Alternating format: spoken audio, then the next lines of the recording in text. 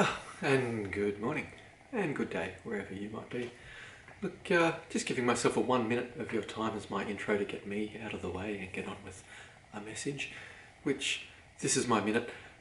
It's always winged, alright? So I've been operating on about 2 hours sleep now for weeks. Last few days I've had like 4 hours sleep, and last night I think I had, possibly the regular 8 hours sleep.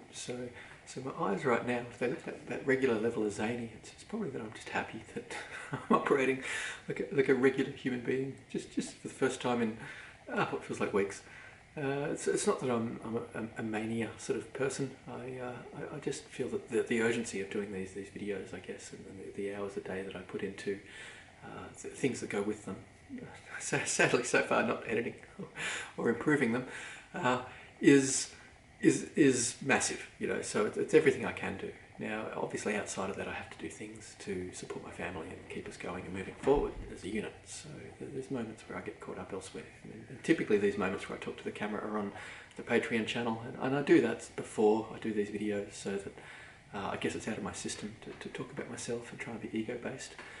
But today's video, on the basis that it's going to talk about things that are specific, I guess, to my specialisations in life, it probably is a little bit more ego-based than usual, so I might aim for a little bit of humour or a little bit more lightheartedness, because I seem to do better when I'm on conversations that I'm familiar with. And that being said, I do wing most or all of these videos, so that's, I know I've said that already, but it's pretty an underlying that's an underlying foundation to why they're so the way they are.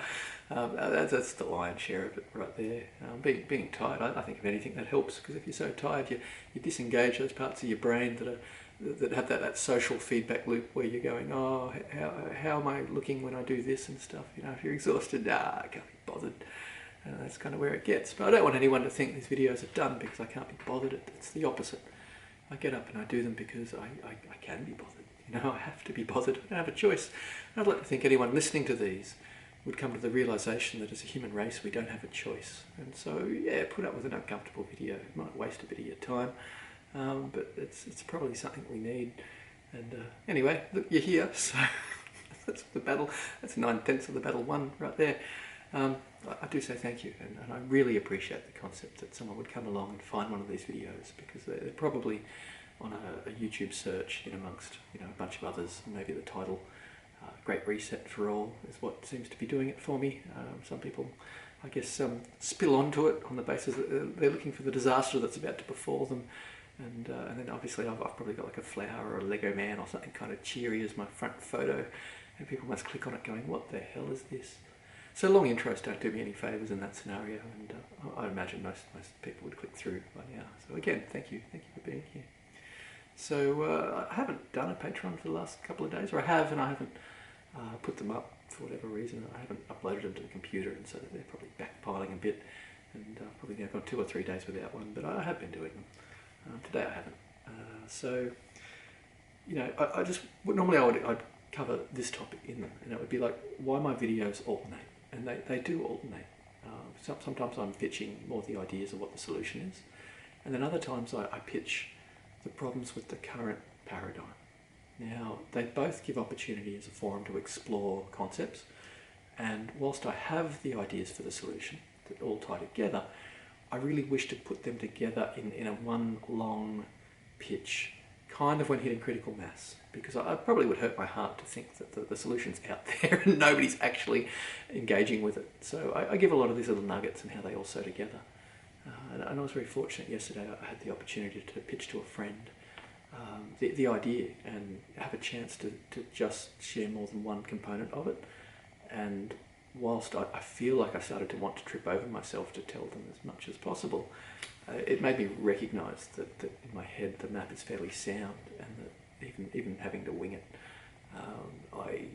it's pretty explainable. Now, it might be that due to the nature of like mind maps, I guess, and how everything sort of works, some things interconnect, and so sometimes I'm tempted to walk down one path and then flesh out something that's related to that, and then possibly double back to the other thing, and then try and kind of all tie it together. And that's tricky, but obviously if I had a mind map, it would be, that's not a mind map. Mind maps are those where you've got circles and things flow on, and great way to explore one's brain and to get complex ideas out in like a 3D model, or a way that words on a page going straight down a column don't really always give an easy explanation.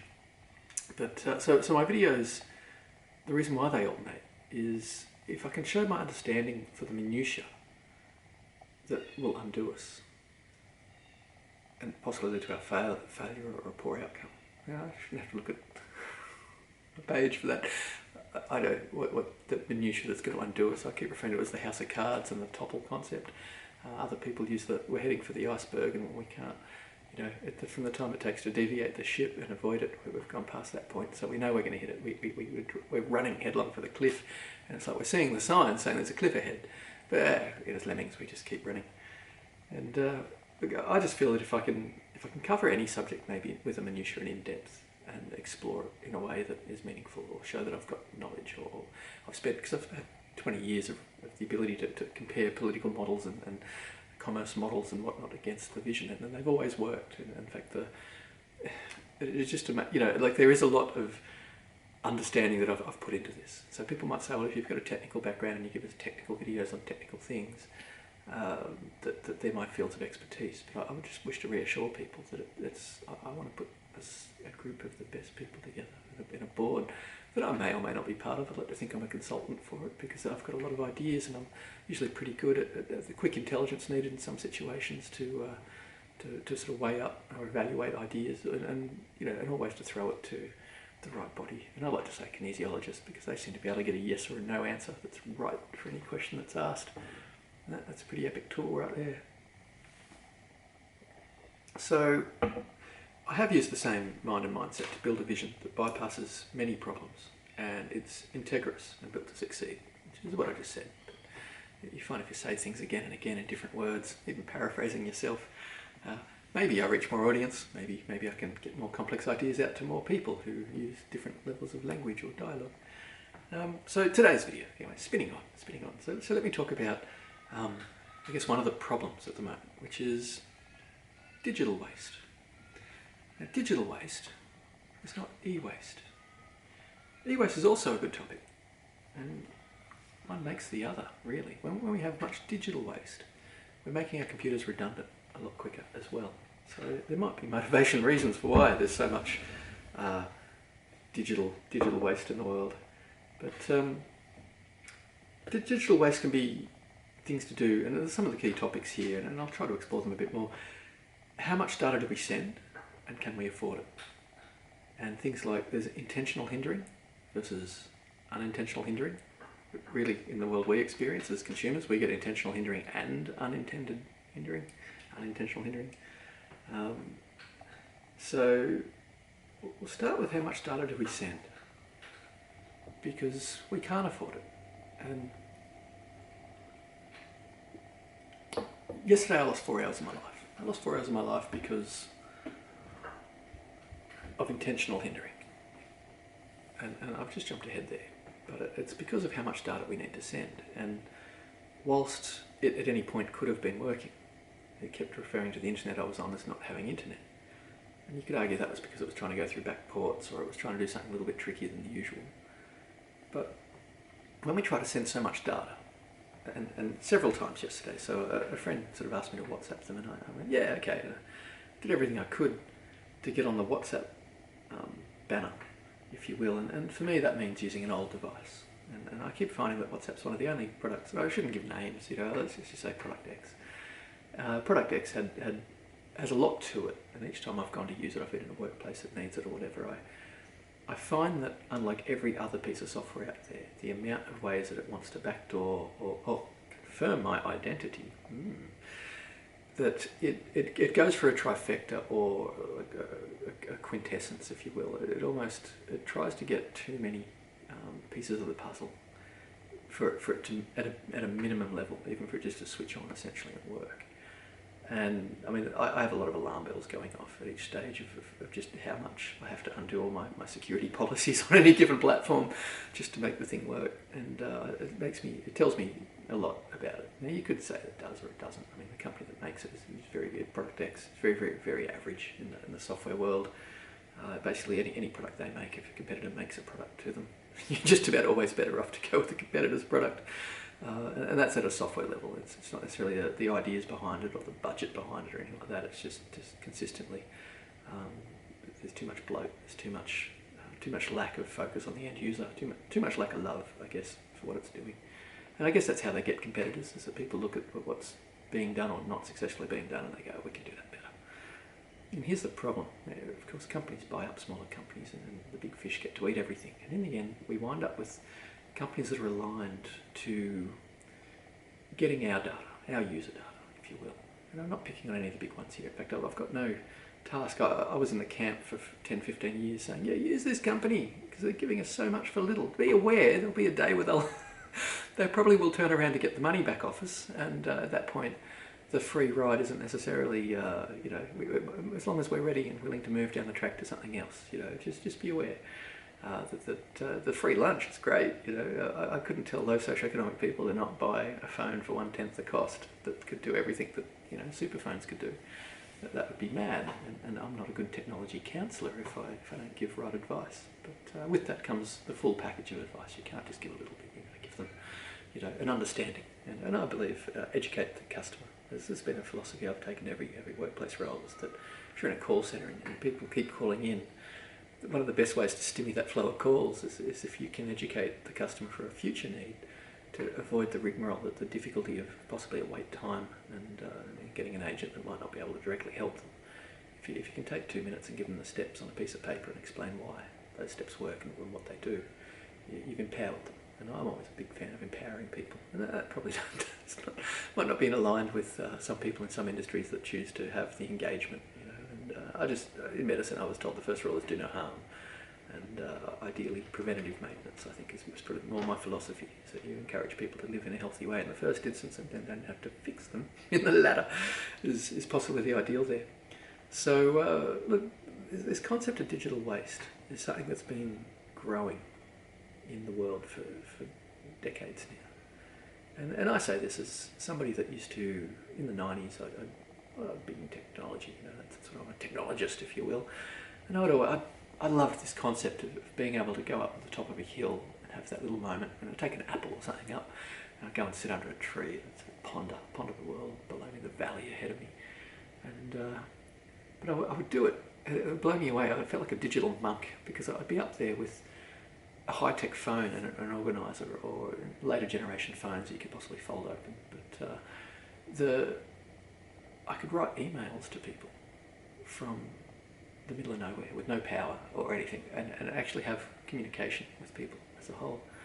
And back then, these digital phones moved data in bytes, very, very small numbers, bits almost. Well, everything's moved in bits, more 8 bits to a byte and 8 bytes to everything gets bigger and bigger, and that's where we get the killer and the mega and the terror and the peta, I guess, is our next term that we'll probably all get familiar with at the rate we're going.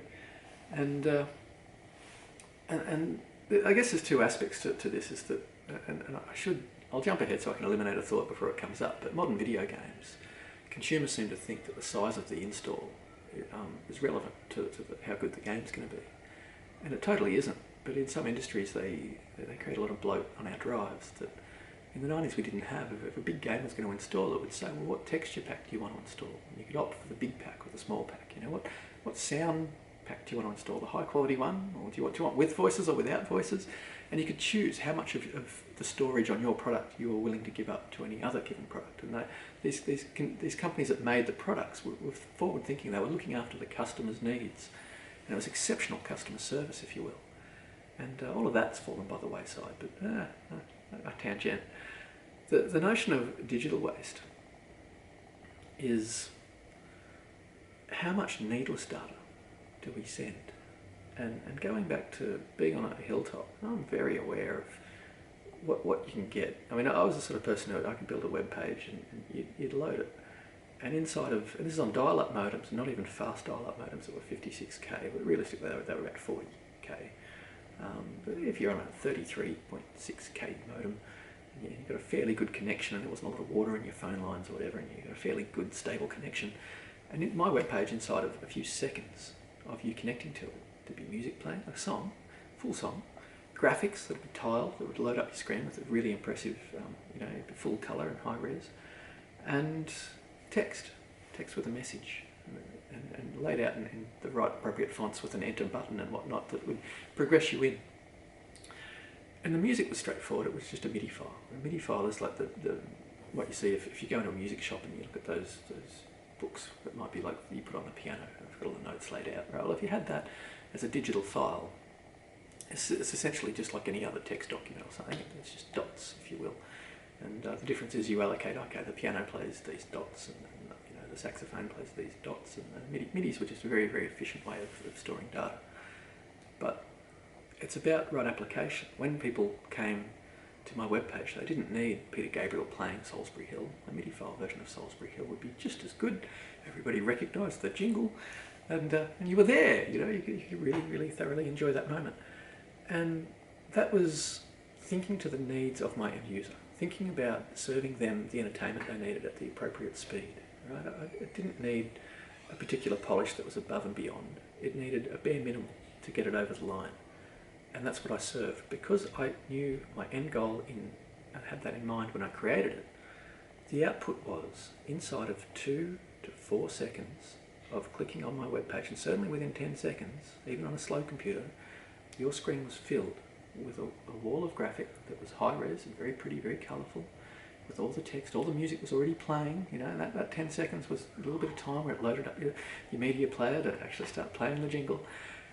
It was fully entertaining, but it didn't have digital waste.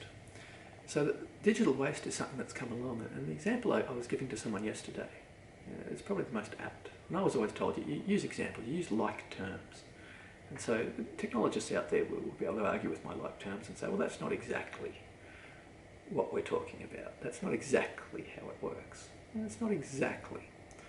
But this is close enough, scarily, that the analogy stands. And so I'm going to give it now. It's due to particular governments pushing back with their privacy laws and security laws. They've made it's unacceptable to send certain data. We know this. You can't lift a person's, can't go to their photo library and lift a picture of their face, but you certainly can't just lift their name or their credit card details off their device. You can't, you're not allowed to go for the jugular, but you're allowed to go for the periphery. You're allowed to go for everything around the information that's currently being asked for. And this comes down to ethics. This comes down to when businesses and corporations are bigger than countries, and they're allowed to operate the way they do. When they're told you can't do that, they take one step back, they go, okay, we've already invested money in this, we're doing this. How can we get around that problem?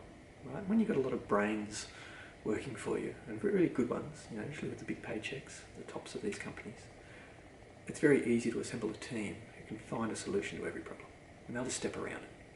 The problem with stepping around it means that they've essentially taken the slap on the wrist that wasn't a big enough fine or wasn't a big enough disincentive. And they've recognised that if they get caught out, the disincentive isn't enough. So they can go ahead and they can go for the disincentive again. They don't mind that because they make more profit than the disincentive ever seems to land with them. I mean, I feel we need frontier law and all this stuff. I really feel that we need to make the punishment outweigh the crime because the crime is happening and the crime's being done consciously. And if you look in the legal system, it's guilty mind, mens rea, I think is the notion of a guilty mindset means that it is a criminal action, and so when these things are done intentionally, it's not a good thing.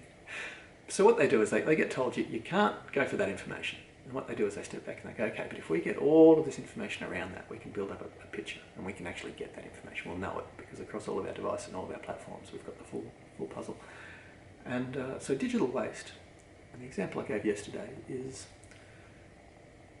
they can't get my address, right? When I send my data and go to the web pages, and the person was asking me, why is everything so slow? And I'm like thinking, I used to connect with modems 1/100th the speed of this, and my web pages would serve so much quicker, you know. So you have to look at the modern web pages and go, yeah, why?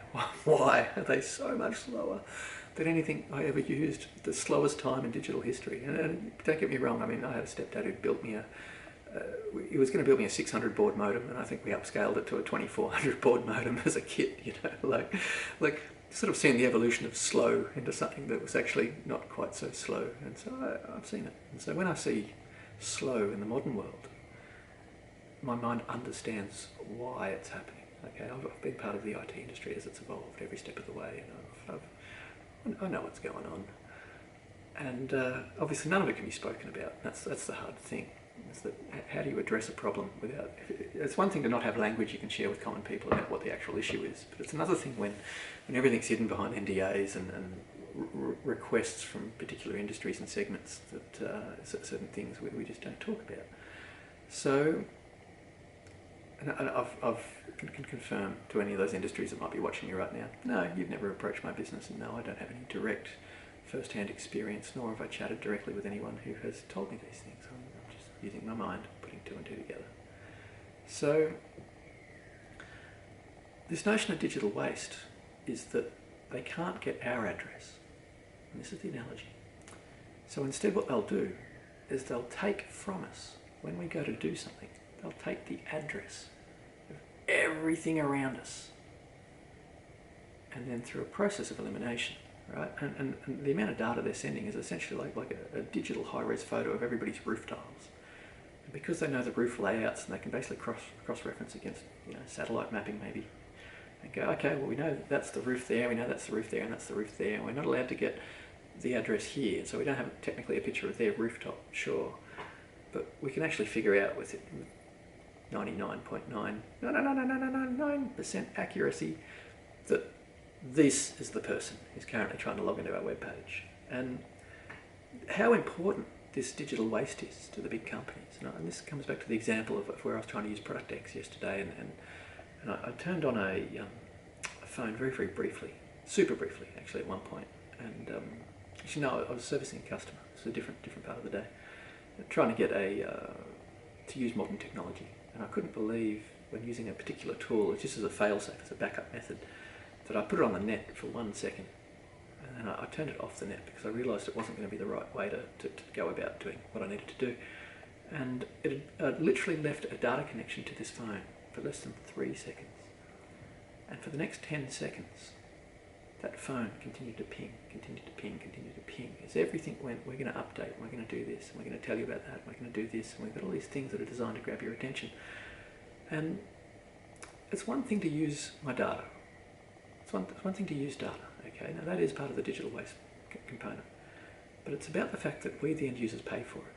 And I assure you, when I go to check my emails on a platform and I turn the internet on, my emails do not come through first. They are not the first request for data. First are all the send outs, information that needs to get out and get back to home bases and all sorts of places. First are all the things that the platform deems it might make profit from, and so it sends them out as well. And then when it feels like it, once it's done everything else that might make them money, then they get round to letting the product that I've bought and the data accounts that I've paid for, and my time, which I think is more valuable than all things before that, they're all lost or taken due to unethical practices, which is that I'm not the customer, right? If I was the customer, my priorities and my interests would be put first. But clearly, somewhere along the line, we slipped. We stopped being the customers. We're just the people who prop up this industry with all of our money.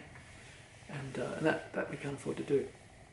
So digital waste is this notion that the information they want is this big, and we could send that in a really quick moment.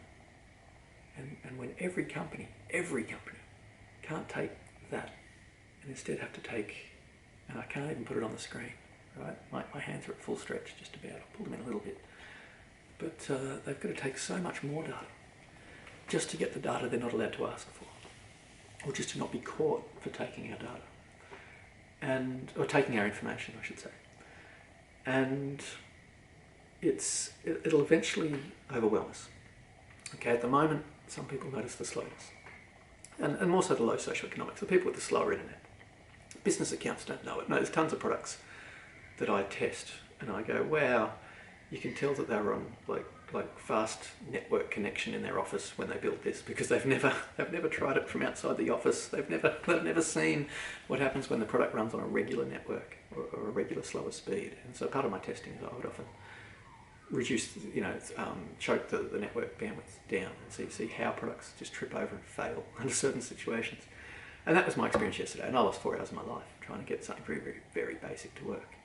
That could have been on site, it could have been local, but the company had elected, oh no, we want to know what you're doing. And too many people decide to not send data to us. If you ask politely for, oh, would you like to send us analytics, or would you like to, most customers go, I don't want to send you my data. And they're protective about the times when companies are nice enough to ask you, would you like to send it? In those times, it's probably not insidious, it probably is everything it says it is. Because the stuff they want to take, they just take, right? A lot of companies just take. So when a company's good enough to say to you, oh, do you want to help us?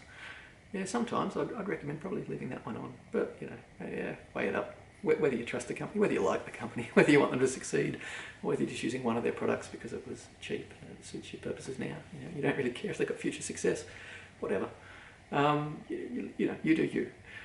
But I can assure you that digital waste, and the real problem, and the major problem, is that it leads to e-waste. It leads to the thing that Greenpeace themselves made one of their top 3 priorities going back 10 years ago or more, and it was one of their big things that they recognised that the world was throwing in the landfill, our old computers. But the reason our old computers stopped being effective is all this overhead that we don't need, all this extra data that we're sending, all this extra processing that's going on, all the way there's so much bloat in all of our modern software that just doesn't need to be there.